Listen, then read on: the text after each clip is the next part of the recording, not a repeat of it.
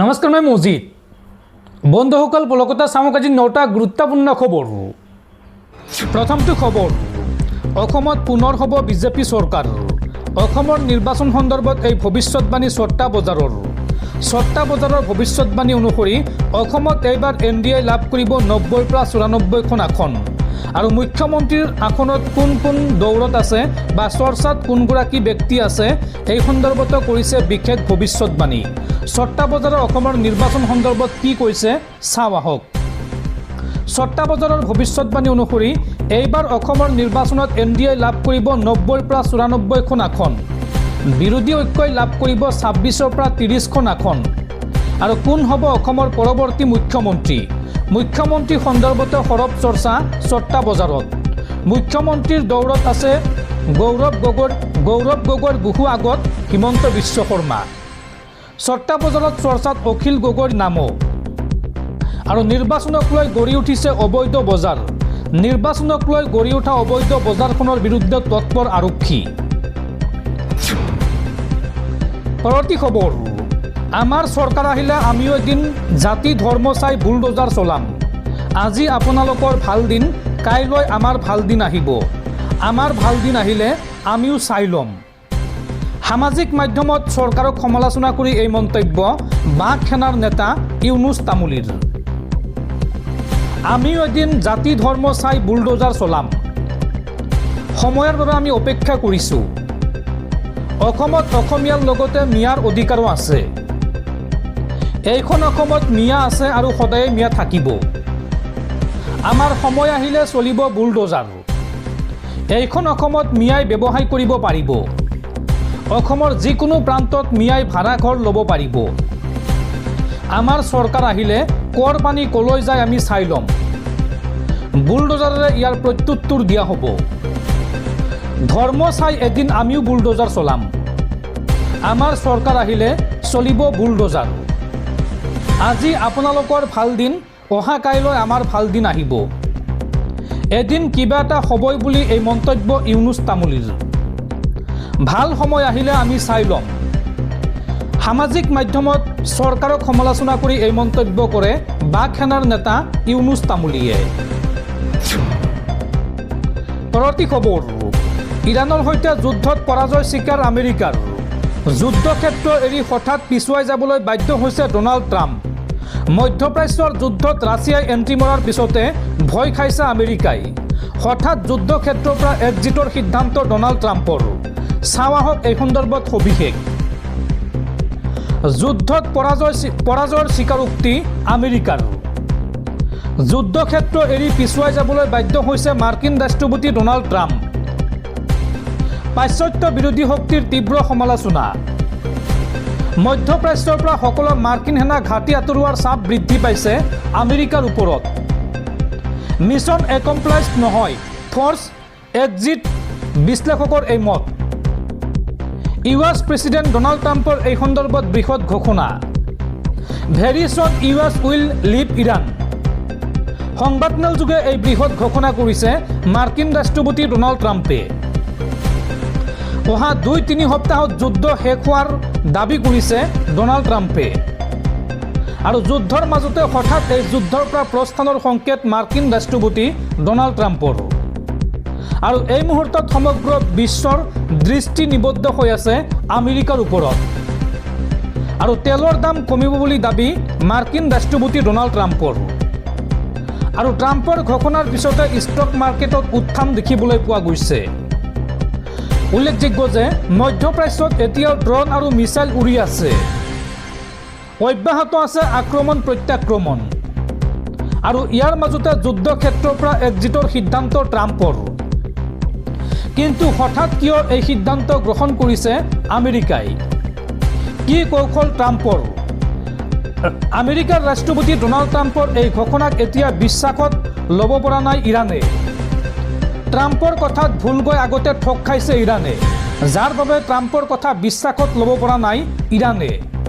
সেয়ে ট্ৰাম্পৰ কথাত এতিয়া যুদ্ধ বন্ধ নকৰাৰ সিদ্ধান্ত গ্ৰহণ কৰিছে ইৰাণে। দৰ্শকসকল, আৰু বহুতো গুৰুত্বপূৰ্ণ খবৰ আছে। তাৰ আগতে আপোনাক জনাওঁ যে যদি আপুনি এতিয়ালৈকে এইটো ভিডিঅ'ত লাইক কৰা নাই তেন্তে এতিয়াই ভিডিঅ'টোত লাইক কৰি দিয়ক। আৰু এনেকুৱা ধৰণৰ ভিডিঅ'সমূহ নিতৌ চাবলৈ চেনেলটো ছাবস্ক্ৰাইব কৰি কাষত থকা বেল আইকনটো প্ৰেছ কৰি ৰাখক। পৰৱৰ্তী খবৰ, নিৰ্বাচনী প্ৰচাৰ চলাবলৈ আজি পুনৰ অসমলৈ আহিব কেন্দ্ৰীয় গৃহমন্ত্ৰী অমিত শ্বাহ। আজি কলিয়াবৰত নিৰ্বাচনী সভাত অংশ ল'ব কেন্দ্ৰীয় গৃহমন্ত্ৰী অমিত শ্বাহে। আৰু আজি নিশা গুৱাহাটীত কটাই শুকুৰবাৰে পুনৰ গোলকগঞ্জ, দুধনৈ, বক ছয়গাঁৱত নিৰ্বাচনী সভাত অংশ ল'ব গৃহমন্ত্ৰী অমিত শ্বাহে। পৰৱৰ্তী খবৰ, অসমত কংগ্ৰেছ চৰকাৰ অহাৰ পাছত হিমন্ত বিশ্ব শৰ্মাই খোলা সকলো সুৰাৰ বিপণী আমি বন্ধ কৰিম। নাজিৰাত নিৰ্বাচনী প্ৰচাৰ চলাই এই মন্তব্য APCCৰ সভাপতি গৌৰৱ গগৈৰ। পৰৱৰ্তী খবৰ, অহা 9 এপ্ৰিলত ৰাজ্যত অনুষ্ঠিত হ'ব বিধানসভা নিৰ্বাচন। আৰু এইবাৰ বিধানসভা নিৰ্বাচনত ভোট দিবলৈ যাওঁতে আপুনি লগত কি নথিপত্ৰ নিব লাগিব, ভোটাৰ কাৰ্ডৰ লগতে আৰু কি নথিৰ জৰিয়তে আপুনি ভোটদান কৰিব পাৰিব চাওঁ আহক। আপুনি পাছপৰ্টৰ জৰিয়তে ভোটদান দিব পাৰিব বা ভোটদান কৰিব পাৰিব।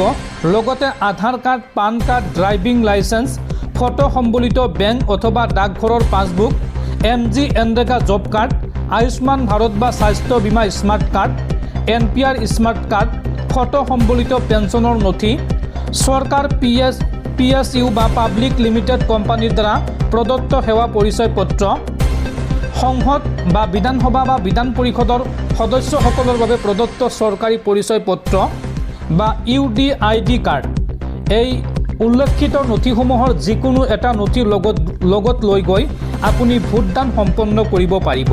গতিকে আপুনি ভোট কেন্দ্ৰলৈ যোৱাৰ পূৰ্বে ইয়াত উল্লেখ কৰা যিকোনো এটা নথি আপুনি লগত লৈ যাব।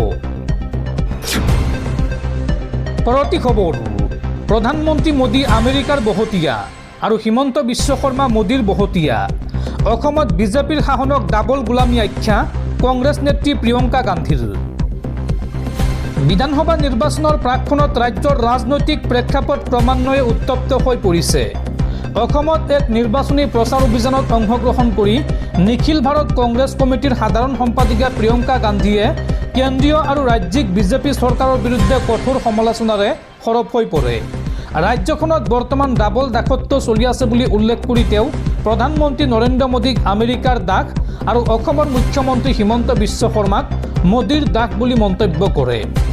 কংগ্ৰেছ নেত্ৰীগৰাকীয়ে ভাষণ প্ৰসংগত সাহসীয় দলটোৰ ডাবল ইঞ্জিন চৰকাৰৰ শ্লোগানটোক কটাক্ষ কৰি ইয়াক ৰাইজৰ বাবে ডাবল দাসত্বৰ সৈতে তুলনা কৰে। তেওঁ অভিযোগ কৰে যে কেন্দ্ৰীয় চৰকাৰখনে দেশৰ জনসাধাৰণৰ স্বাৰ্থৰ বিপৰীতে গৈ বিদেশী শক্তিৰ নিৰ্দেশনাত কাম কৰি আছে।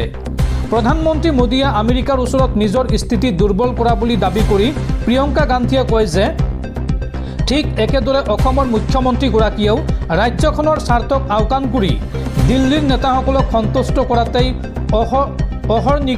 অহৰ্নিশে ব্যস্ত আছে। তেওঁৰ মতে এনে পৰিস্থিতিত অসমৰ জনসাধাৰণে নিজৰ প্ৰকৃত স্বাধীনতা আৰু অধিকাৰৰ পৰা বঞ্চিত হ'বলগীয়া হৈছে। নিৰ্বাচনী বতৰত বিৰোধী দলটোৱে বিজেপিৰ বিৰুদ্ধে সৰ্বাত্মক আক্ৰমণৰ কৌশল গ্ৰহণ কৰা পৰিলক্ষিত হৈছে। প্ৰিয়ংকা গান্ধীয়ে ৰাজ্যখনৰ মূল্যবৃদ্ধি, নিবনুৱা সমস্যা আৰু থলুৱা লোকৰ অধিকাৰ খৰ্ব হোৱা আদি বিভিন্ন স্পৰ্শকাতৰ বিষয়সমূহ উত্থাপন কৰি সাহসীয়া চৰকাৰক খোৰদাৰ সমালোচনা কৰে। মুখ্যমন্ত্ৰী হিমন্ত বিশ্ব শৰ্মাই অসমৰ জনসাধাৰণৰ প্ৰতি দায়বদ্ধ হোৱাৰ পৰিৱৰ্তে কেৱল প্ৰধানমন্ত্ৰী মোদীৰ বহতীয়া হৈ কাম কৰা বুলি কংগ্ৰেছ নেত্ৰীগৰাকীয়ে কৰা অভিযোগটোৱে এতিয়া ৰাজনৈতিক মহলত ব্যাপক চৰ্চা লাভ কৰিছে। অনাগত দিনত জনসাধাৰণে এই ৰাজনৈতিক দাসত্বৰ পৰা মুক্ত হ'বলৈ পৰিৱৰ্তনৰ সপক্ষে থিয় দিব বুলিও তেওঁ আশা প্ৰকাশ কৰে। কংগ্ৰেছ নেত্ৰীগৰাকীৰ এই আক্ৰমণাত্মক মন্তব্যৰ পিছতেই সাহসীয় বিজেপি দলৰ ফালৰ পৰা প্ৰতিক্ৰিয়াৰ সৃষ্টি হোৱা পৰিলক্ষিত হৈছে। প্ৰিয়ংকা গান্ধীৰ এই স্থিতিৰ ফলত ৰাজ্যখনৰ নিৰ্বাচনী প্ৰচাৰ অভিযানে এক নতুন মাত্ৰা লাভ কৰা বুলি ৰাজনৈতিক বিশ্লেষকসকলে ধাৰণা কৰিছে। শাসক আৰু বিৰোধীৰ মাজত ক্ৰমাৎ বৃদ্ধি পোৱা এই তীব্ৰ বাকযুদ্ধই আগন্তুক বিধানসভা নিৰ্বাচনত ৰাজ্যৰ মনস্তন্ত্ৰত কেনেধৰণৰ প্ৰভাৱ পেলায় সেয়া নিৰ্বাচনৰ ফলাফলতে স্পষ্ট হ'ব। বৰ্তমান ৰাজ্যখনৰ চুকে কোণে ৰাজনৈতিক দলসমূহৰ প্ৰচাৰ তুংগত উঠিছে আৰু আগশাৰীৰ নেতাসকলৰ এনেধৰণৰ মন্তব্যই নিৰ্বাচনী বঁটা অধিক উষ্ণ কৰি তুলিছে।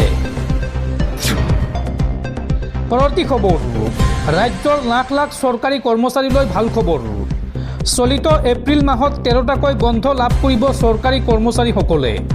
অৰ্থাৎ 30 দিনৰ ভিতৰত 13 দিনেই বন্ধ লাভ কৰিব চৰকাৰী কৰ্মচাৰীসকলে। ৰাজ্যত এতিয়া বৰদৈচিলাৰ লগতে বলিছে নিৰ্বাচনী ধুমুহা। নিৰ্বাচনক লৈ উখল মাখল পৰিৱেশ চাৰিওফালে। প্ৰাণৰ বিহুটিক আদৰিবলৈও অসমীয়া সাজু। এপ্ৰিল মাহটো যেন এইবাৰ ব্যস্ততাৰে পাৰ কৰিব ৰাজ্যবাসীয়ে। এপ্ৰিল মাহটোত চৰকাৰী কৰ্মচাৰীসকলে লাভ কৰিব কিছু সকাহ। নিৰ্বাচনৰ বাবে বহু বিভাগ ব্যস্ত হৈ আছে যদিও এইবাৰ এপ্ৰিল মাহত 13 দিনকৈ বন্ধ পাব অসম চৰকাৰৰ অধীনত থকা কৰ্মচাৰীসকলে। কোন কোন তাৰিখে বন্ধ লাভ কৰিব চৰকাৰী কৰ্মচাৰীসকলে চাওঁ আহক। এপ্ৰিল মাহৰ প্ৰথমটো সপ্তাহতে লাভ কৰিব প্ৰথমটো চৰকাৰী বন্ধ। 3 এপ্ৰিলত গুড ফ্ৰাইডেৰ বাবে বন্ধ থাকিব সকলো চৰকাৰী কাৰ্যালয়। 9 এপ্ৰিলত অসম বিধানসভা নিৰ্বাচনৰ ভোটগ্ৰহণৰ বাবে সমগ্ৰ অসমৰ চৰকাৰী অফিচৰ লগতে বেচৰকাৰী অনুষ্ঠানসমূহ বন্ধ ঘোষণা কৰা হৈছে। অৰ্থাৎ 9 এপ্ৰিলত অসমত ৰাজহুৱা বন্ধ ঘোষণা কৰা হৈছে। আনহাতে জুবিনবিহীন প্ৰথমটো বহাগক বিষাদ মনেৰে আদৰিবলৈও সাজু হৈছে অসমীয়া। বাপতি সাহন ৰঙালী বিহুৰ বাবে 14, 15 আৰু 16 এপ্ৰিলত বন্ধ থাকিব ৰাজ্যৰ সকলো চৰকাৰী কাৰ্যালয়। বিহুৰ বাবে অৱশ্য কিছু বেচৰকাৰী কাৰ্যালয়ো বন্ধ থাকিব। 18 এপ্ৰিলত দামোদৰ দেৱৰ তিথিৰ বাবেও চৰকাৰী কাৰ্যালয় বন্ধ ঘোষণা কৰা হৈছে। আৰু 21 এপ্ৰিলত সতী সাধনী দিৱস উপলক্ষেও বন্ধ থাকিব ৰাজ্যৰ সকলো চৰকাৰী কাৰ্যালয়।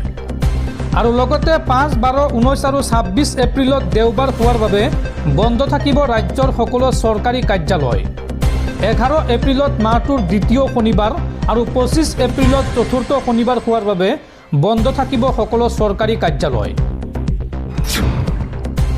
পৰৱৰ্তী খবৰ, নিৰ্বাচনী প্ৰচাৰ চলাবলৈ এদিনীয়া কাৰ্যসূচীৰে আজি অসমলৈ আহিব কংগ্ৰেছ নেতা ৰাহুল গান্ধী। কংগ্ৰেছ নেতা তথা বিৰোধী দলপতি ৰাহুল গান্ধীয়ে আজি কাৰ্বি আংলঙৰ বোকাজান আৰু যোৰহাটৰ তিতাবৰত বিশাল নিৰ্বাচনী প্ৰচাৰ সভাত অংশ ল'ব।